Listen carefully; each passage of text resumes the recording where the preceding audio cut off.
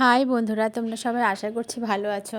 তো আজকে লাঞ্চটা তোমাদের সঙ্গে আমি শেয়ার করি। তো আজকে লাঞ্চে আমি করেছিলাম, এখানে দেখছো শাক ভাজা হচ্ছে, একদিকে পালং শাক আর এদিকে আমি গাজর, বিনস আর আলু একসঙ্গে ভেজে নিচ্ছি। আর এখানে নিয়েছি মেন আজকের উপকরণ হচ্ছে আমার মেন মানে মেন মেনুতে আছে শোল মাছ। শোল মাছ তোমরা বুঝতে পারছো কি না জানি না। এখানে শোল মাছ মানে উপরের যে স্কিনটা, চামড়াটা ওরা তুলে দেয়, সুন্দর করে দেয়, দারুণ লাগে, এইভাবেই ভালো লাগে খেতে। আর আমাদের বাড়িতে মানে যখন এই আনতে যায় ও এটাই নেয়, চামড়া সহটা নেয় না। আর যে কোনো মাছের চামড়া যেহেতু আমরা খাই না, ফেলেই দিই, তো যাই হোক চামড়াটাকে এইভাবে ছিউলে মানে কেটে নিয়ে আসে। দেখতে খুব ভালো লাগছে না, একদম মাংসের মতো লাগে খেতে। তো যাই হোক মাছগুলোকে আমি ভালো করে লাল করে ভেজে নিয়েছি। একটা আলু দিয়েছি আমার মেয়ের জন্য, আবার আলুটা পছন্দ করে মাছের। মাছ অত ভালোবাসে না, তো আলুটা খায়।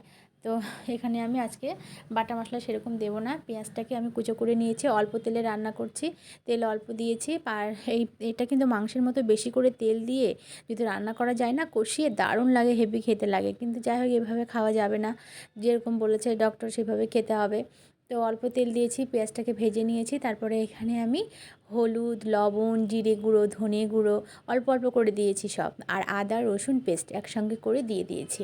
আজকের আমার রান্নাটা আমি কিন্তু মানে কুচো পেঁয়াজেই করছি, পেঁয়াজ এখানে বাড়ছি না।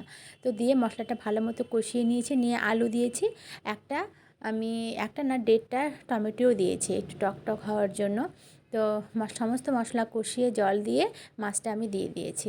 তো মাছ সেদ্ধ হয়ে গেলে এটা ঢাকা দিয়ে মানে বলক উঠলেই ঢাকা দিয়ে দেবো, ফুটিয়ে উঠলেই ঢাকা দিয়ে দেবো। কেউ ফুটিয়ে বলে, কেউ বলক বলে, যার জন্য আমার মুখে ওটাই চলে এসেছে। নামানোর আগে ধনেপাতা দেবো, এখন তো সব রান্নাতেই আমি ধনেপাতা মানে ইউজ করি। তো নামানোর আগে ধনেপাতা দেবো। তো শোল মাছের এইভাবে রান্না আমি করে থাকি, তোমরা কীভাবে করো অবশ্যই জানাবে। তো সবাই খুব ভালো থেকো, টাটা।